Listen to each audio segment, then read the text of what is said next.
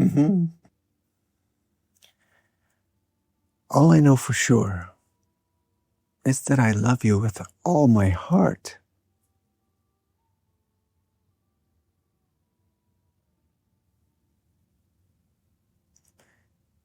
This is what it was like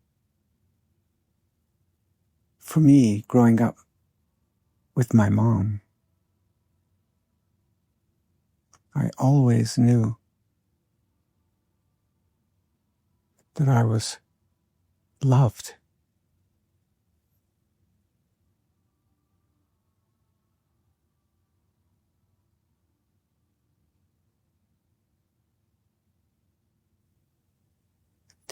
My earliest memory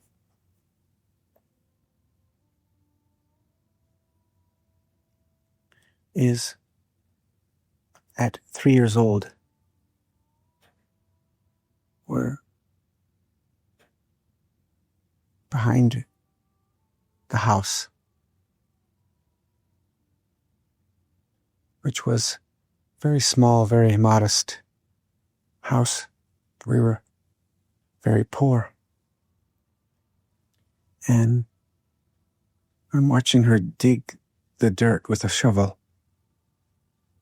as it slices into the earth and reveals a whole other world underneath the ground of rocks and roots and worms and bugs and soil.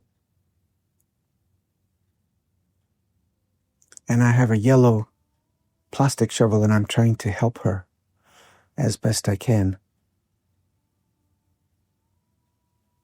She's digging up an area to plant some vegetable seeds for us so that we can hopefully have some vegetables.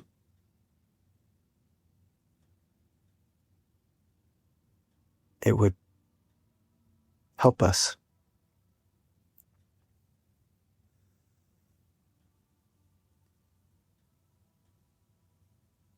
After digging up a large area, she sits down, takes off her shoes and socks, rolls up her pant legs just below her knees, and puts her feet in the dirt and is now seated on the ground by the dirt with her feet flush into the dirt, her bare feet.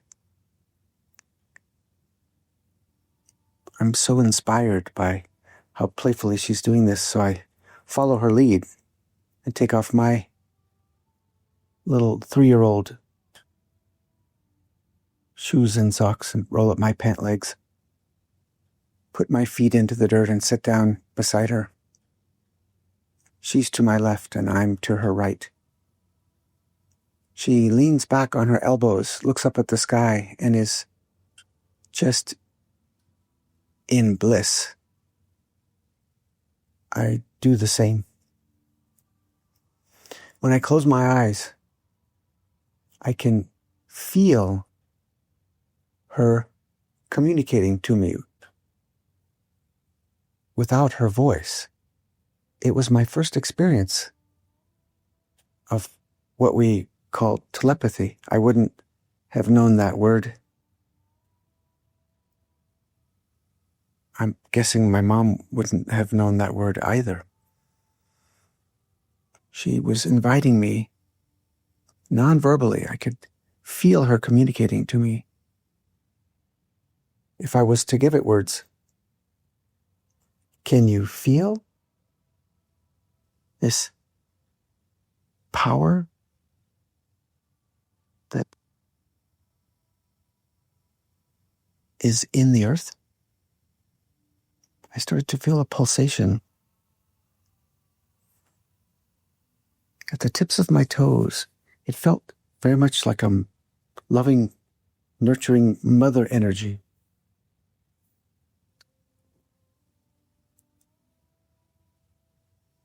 And I could feel it pulsing my whole feet, up my ankles,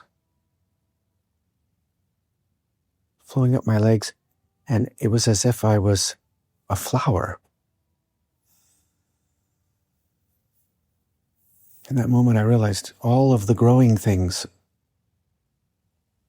are expressions of this loving, nurturing, pulsing energy that the earth is. This is what it was like to be with her, my mom. We would play, and she would invite me to be fully available to life and the depth that's inherent within it.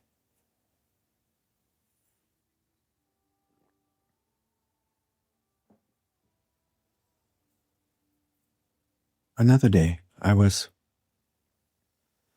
possibly 4 or 5. We were in a grove of aspen trees. She was looking up at the wind, holding onto the trunk of a tree. She was noticing how the leaves were being moved by the wind. I put my hands on the tree I was standing near, looked up at the leaves, and began noticing how the wind was moving the leaves. Then I noticed the branches were being moved and the limbs, and even the trunk of the tree that I was holding was also slowly swaying due to the flow of this wind up in the leaves. After quite a long flow of this, she looked at me with such wonder and said, "Mitch, have you noticed? You can't actually see the wind. You become aware of its presence by the effect it has on other things."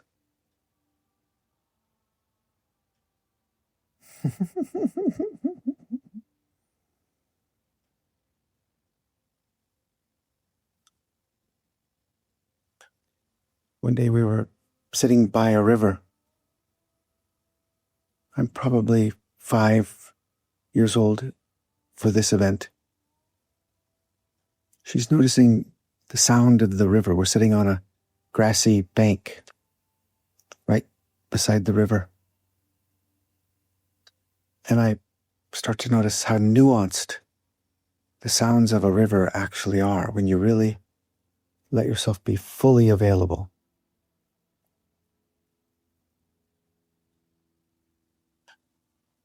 The smells, the sounds, the energetic feel of really being fully available to a river, the power, the majesty, the way the light was shimmering off of the surface.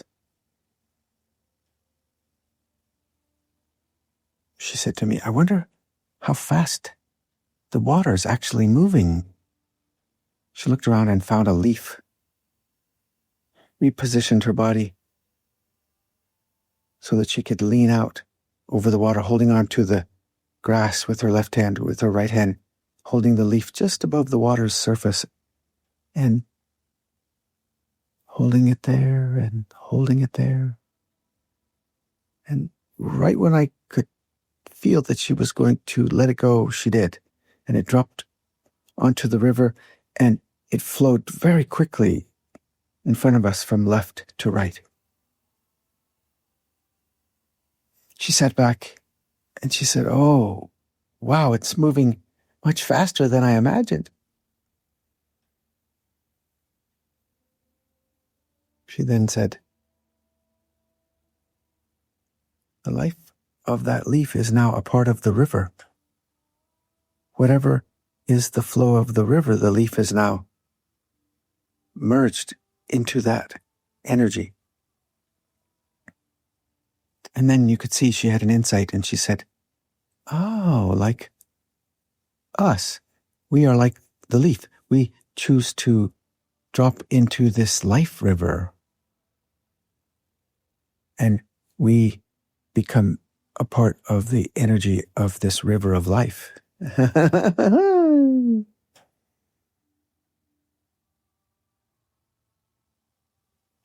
as we continued our journey together, there was no father in my life. He left when I was a baby. My mom was pregnant with my younger sister at the time when he left.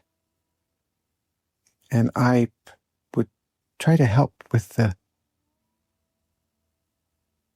need we had for money. My mom was 19 when she had me, and I was born in 1958. She didn't have a college education, and there weren't very many opportunities. Very small town in southern Colorado. And farming town. My first way that I found that I could try to help out is I had a bicycle paper route where I would deliver newspapers in the morning. Saved up enough money to buy a lawnmower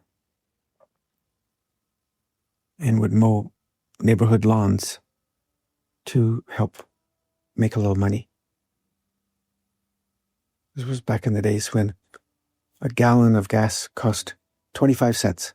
I would ride to the gas station with my gas can, fill it up, and it cost $0.25. So as we continued together, I realized the only way I would have a chance to go to college would be to get a scholarship. And luckily, I was really good at sports. And when I was a senior in high school, I was offered a baseball scholarship. And that's how I went to college.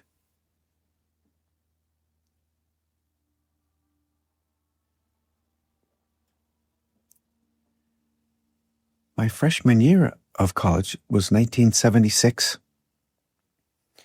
And the first day of baseball practice, the guy I was warming up with, we had a wonderful conversation as we were warming up and getting ready for practice. After practice, he came up to me and he said, "Mitch, you seem really open-minded. There's something I learned from my parents that I do every day that I don't usually share because some people make fun of it or say that it's weird. But I would really like to share it with you. Would you like to know what it is?" I said, "Absolutely. What is it you would like to share?" He said, "Have you ever heard of meditation?" "No." I said, "What's meditation?" He said, "Oh, come over to my room after practice and I'll teach you." Yes. I said, yes. So he was right down the hall from me. We all lived in the same dorm, all the athletes. Knocked on his door. He secreted me into the room real quickly. We were going to be secretly meditating. I can only imagine what else was going on in the other rooms that day. He goes on to tell me that his parents had traveled throughout India. And they had learned meditation from a guru in India. That's how he pronounced it. Guru. I said, "What is a guru? And tell me all about India and meditation," which he did. Turns out his parents had learned a particular style of meditation during their travels in India that they had shared with him, and he was now sharing with me. It was so wonderful. It was the beginning of my journey with what we call meditation. And I realized my whole life, my mom had been teaching me this, even though we didn't call it meditation.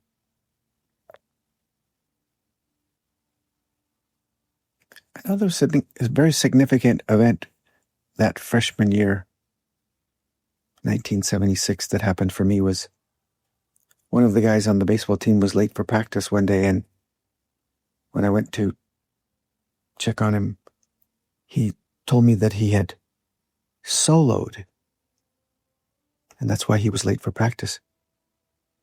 And I was wondering, what does that mean, solo? What do you mean you soloed?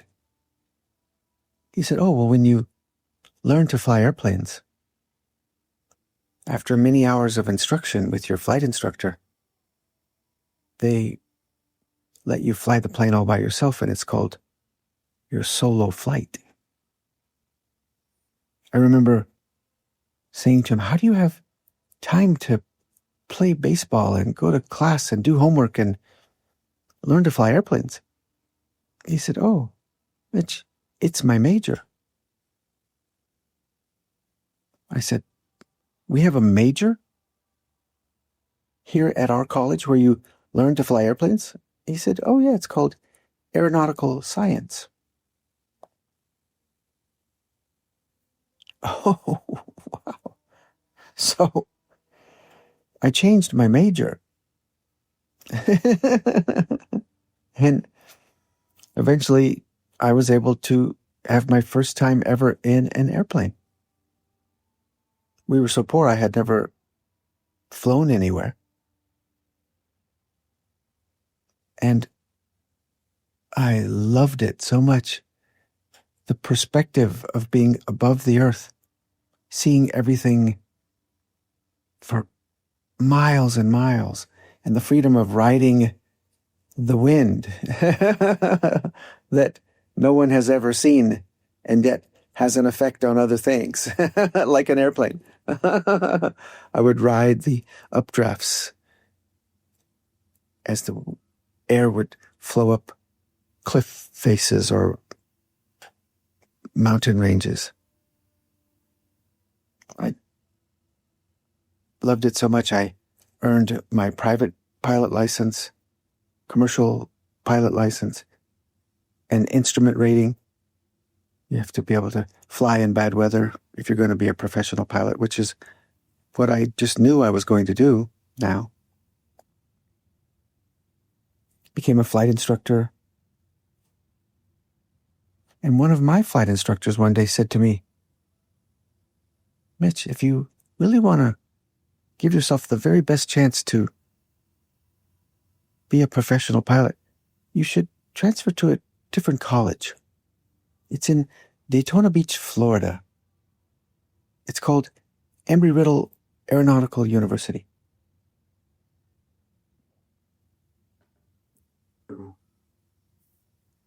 We sent away for the forms in the mail, and we filled out the forms. He wrote me a wonderful recommendation. We mailed back all of the forms, and weeks later, I received a letter in the mail that I had been accepted. So, next thing I know, in my very unusual journey, I'm now at Embry-Riddle Aeronautical University. And I'm aware that they offer all kinds of engineering classes, which are so much fun for me because I'm always, my whole life, interested in what is the real true nature of all of this. How does this plane actually fly? How do these radios that we use to communicate and navigate, how do they actually work? I started taking a lot of avionics engineering classes to understand how we navigated using radio waves, how we communicated. When you fly from one airport to another, you dial in the frequency of the airport you're going to. Every airport has a building that is sending out energy into the atmosphere at a particular frequency. Every airport has its own unique frequency. And what you do is you dial in the particular frequency for that airport, and your antenna on your plane receives that signal, brings it to an instrument on your instrument panel that has a needle. And as long as you keep the needle right in the middle, you're right on course to that airport. If the needle is to the left or right, you know you're off course, and you just adjust your airplane and keep the needle right in the middle, and it'll take you on this invisible radio beam highway right to that airport. I wanted to learn more and more. And one day after an avionics engineering class, the professor came up to me and he said, "Mitch, you've taken way more engineering classes than you need for your aeronautical science degree. You ever considered maybe switching over to avionics engineering?" I said to him, "What would be my career options if I was to do that?" He said, "Well, there are a lot of Embry-Riddle graduates that work at the Kennedy Space Center on the Space Shuttle program. It's very likely you could work on the Space Shuttle program after graduation." What? So I changed my major to avionics engineering, and eventually I worked at the Kennedy Space Center on the Space Shuttle program. I got to work on many amazing projects. The Hubble Space Telescope is one example. The Magellan probe, the Galileo probe, satellites, top secret things that I can't speak of. Amazing to get to be a part of the space program. Here I was, from a little small farming town in southern Colorado, at the ultimate job you could have ever imagined, getting to work on amazing projects every day. And I'm also still meditating. And one day, out at Launch Pad 39A at the Kennedy Space Center, we were doing some testing. And the room we were in, a top secret room, is there at Launch Pad 39A, and we were located right underneath the space shuttle. And there was a delay. One of the other departments ran into a problem, and they said it would probably take 3 or 4 hours to solve the problem. So normally what we would all do when that happened, we would head out of the top secret room and get in the vehicles and drive back to the main buildings and wait for a phone call. And then we would drive back to the launch pads and resume the testing. Well, that day, another life-changing day, I decided to stay instead of leave with everybody. And as they were leaving, one of my friends, a fellow engineer, said, "What are you doing?" They said it's going to be 3 or 4 hours. I said, "I'm going to stay." He said, "Really?" I said, "Yeah." He said, "Okay." So they left. Now it's just me in that top secret room underneath the space shuttle at Launch Pad 39A. I start meditating, and I find myself becoming aware of right above me is the space shuttle. And for decades, we have launched matter into space from this location. I wondered if I could open myself up into that energy going vertically up into space. And right as I wondered it, I was out of my body. It was my first experience of no longer being bound in the body. I could see my body sitting in the chair, in the room, underneath the space shuttle. Next thing I knew, I was above the space shuttle, seeing the launch pad from above, and then I was above Florida. And the Earth. I just kept expanding out. Then I was in the solar system, among the planets. I was experiencing this from the perspective of I am what all of this is. No construct of separation. Oneness with this solar system, which we expanded out into the galaxy. And our galaxy expanded out into the universe. And then I was aware that there are infinite universes. And I am one with all of this. And I was aware that this is the truth. All of us, everyone and everything, are unique expressions of one elegant, eternal wholeness.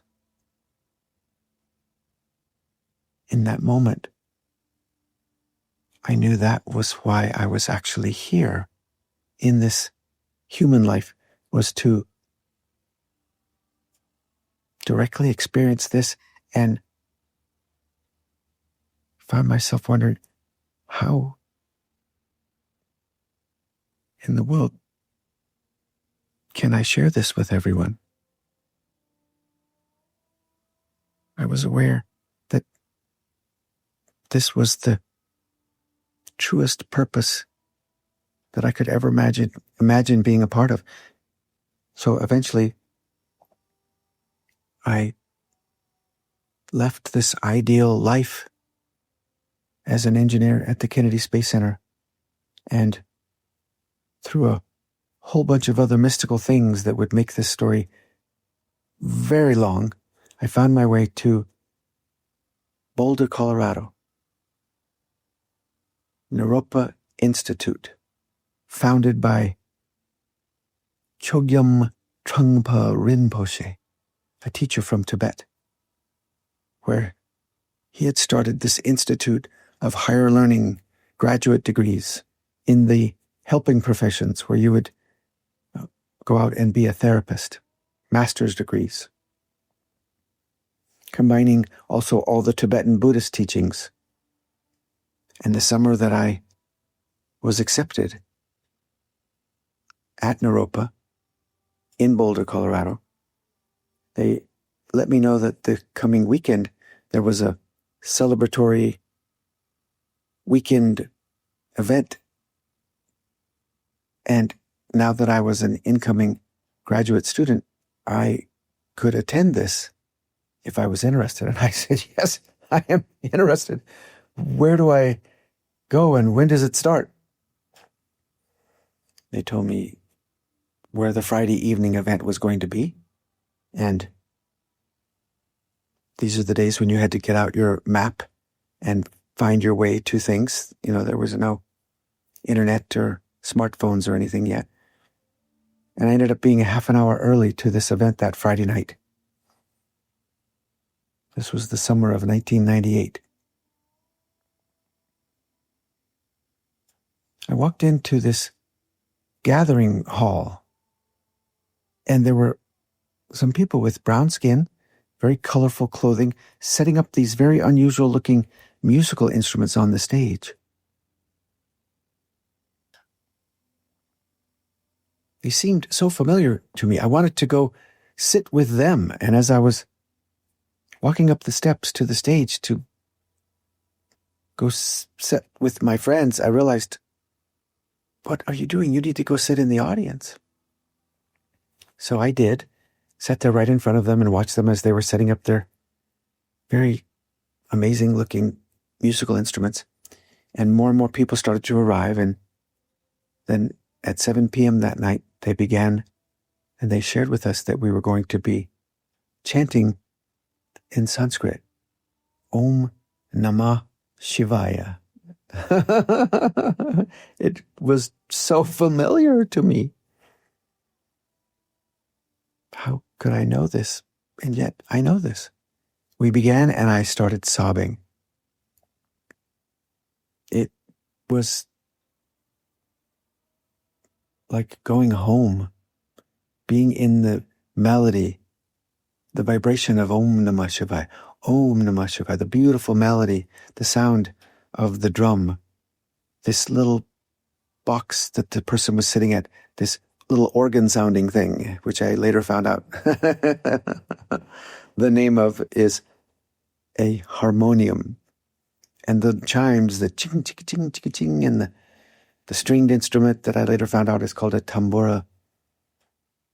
So familiar.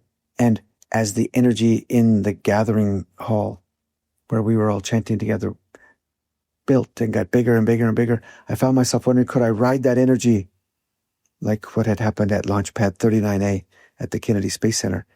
And the next thing I know, I'm expanding out, and I'm out of my body again, seeing my body from above.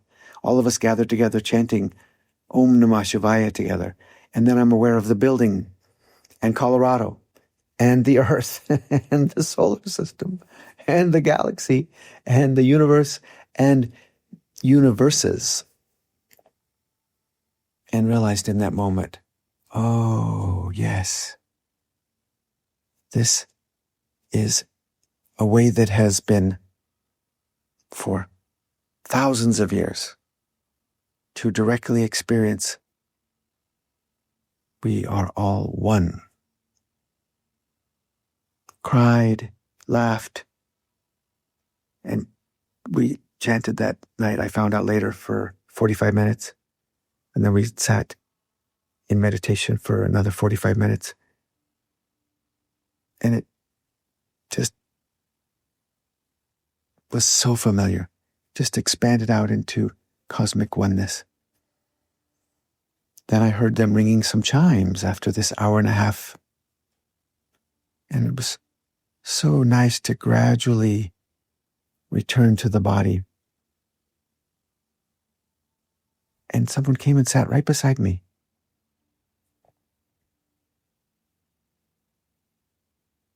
I could feel her nurturing, loving energy. I could also feel an inner realm communication from her, like I had experienced with my mom, letting me know to take my time, don't feel rushed with opening your eyes. So probably about 10 or 15 minutes later, I finally was able to open my eyes.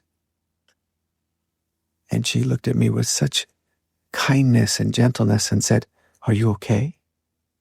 Oh, I said, "Yes, thank you so much for checking on me." She said, "Well, of course." She said, "Are you aware that you emanate light?" I laughed and said, "What? Are you aware you emanate light?" she said to me. "No, I wasn't aware of that." She said, "Well, you do." And then she very playfully said to me, "Who are you?" I said, "Mitch." And she laughed and she said, "That's not the name that I know you by."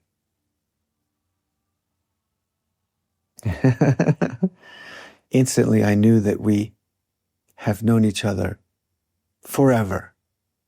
An old friend, a reunion. We hugged and cried. And she looked at me and she said, "It's time for you now to have a teacher." And I could feel the yes, knowing whatever it takes to find my way to this teacher, it's a yes. She shared with me that she had been studying for 10 years with a female guru from India. Yes. Yes. It was so clear to me. Yes. A female guru. My whole life I had learned from my mom and my grandma Inga from Norway, and my aunt Shirley, and my aunt Dee Dee, and my aunt Leslie, and my aunt Ruth, and my aunt Karen. It had been the women in my life. that had been there for me, helped me to learn how to navigate this place. And now I was being invited to learn from a female guru from India.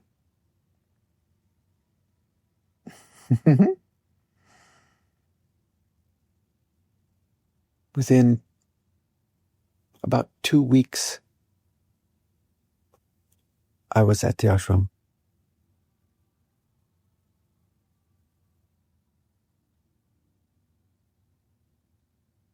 Ended up staying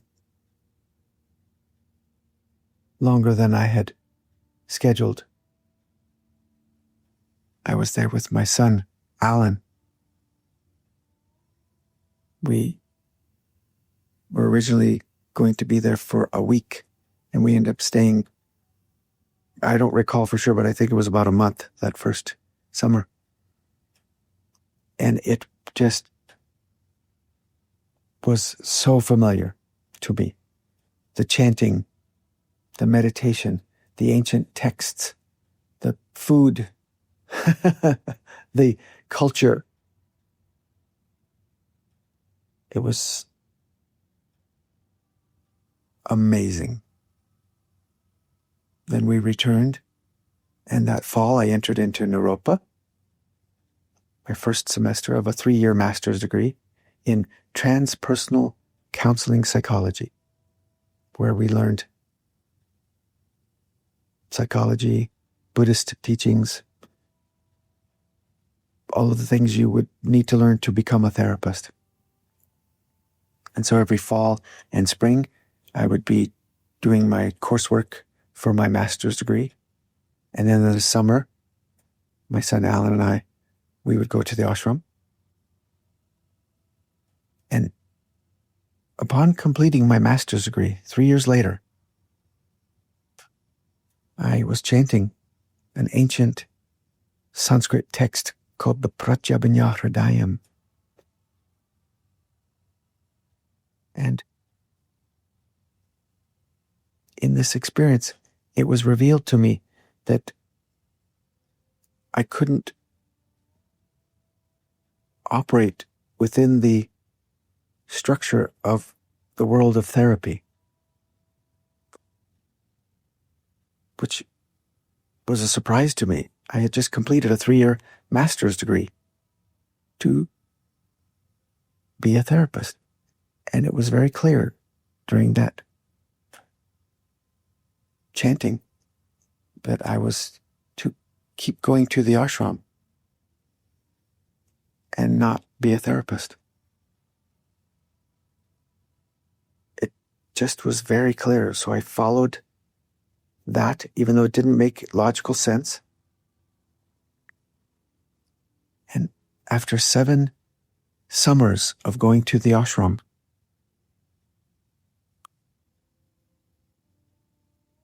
one day, through a very mystical event that would make this story even longer,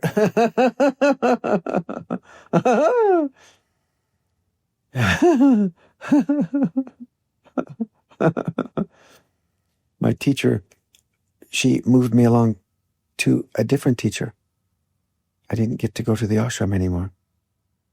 After 7 summers of that, she moved me along to another teacher. And I was with that teacher for a bit, and then she wanted me to meet her teacher. And with both of those teachers, then they introduced me to another teacher. It kept going like that for 4 more years, with 11 more teachers of many different lineages from all around the earth. And one day, after those 11 years, it became clear to me that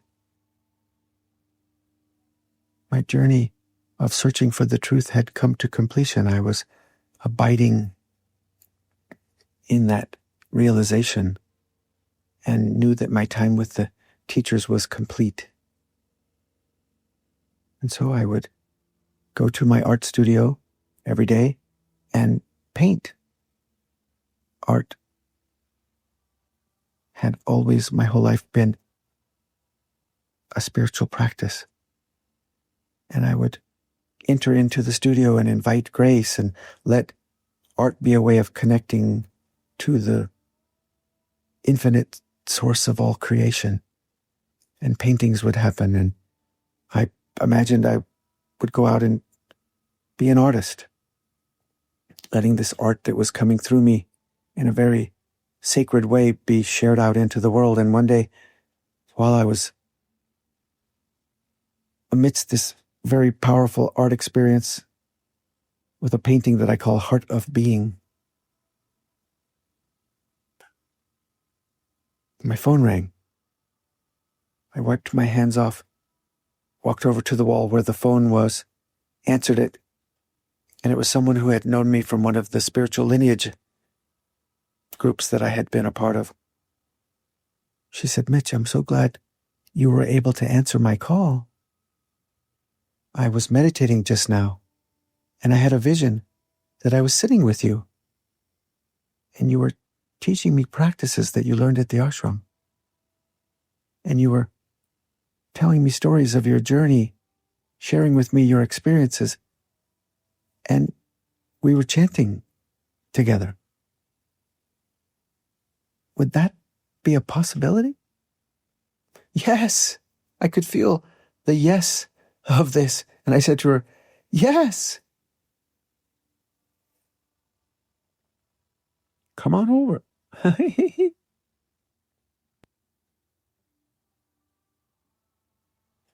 We arranged the day and time. And before she arrived, I invited grace, like I had learned to do at the ashram, that we would do prior to everything. We would do what's called an invocation, where you invite grace. And I asked, "Please let me be the purest instrument of grace that I can be. Please allow this to be beneficial for her. Please let my attention rest in the absolute love that I am. And allow her to be released from the limits of her mind. And please allow her to directly experience her true nature, so that she can liberate this love that she is and let her true nature shine into the world in whatever way would be most beneficial for her and others." She arrived. I served her tea. We explored the very nature of reality. I ended up sharing practices, and we laughed and cried. And after about 4 hours, she said to me, "Oh my gosh, can I come back in a few days?" And I said, "Absolutely." And she said, "Can I mention this to one of my friends?" And I said, "Sure." So her friend came in, and we experienced all of it together. And her friend said, "Can I tell my friend?" And that friend came in and said, "Can I tell my friend?" And all through the years, people mention me to their friends, and I get to explore the very nature of reality with it. So many amazing seekers of the truth. All these years, I've had the great honor of exploring how life itself is the very playground in which we can discover who we really are, and let that be lived. There are natural ways that I've learned in my journey that I share with everyone. And I'm honored and filled with joy and wonder to share this with all of you.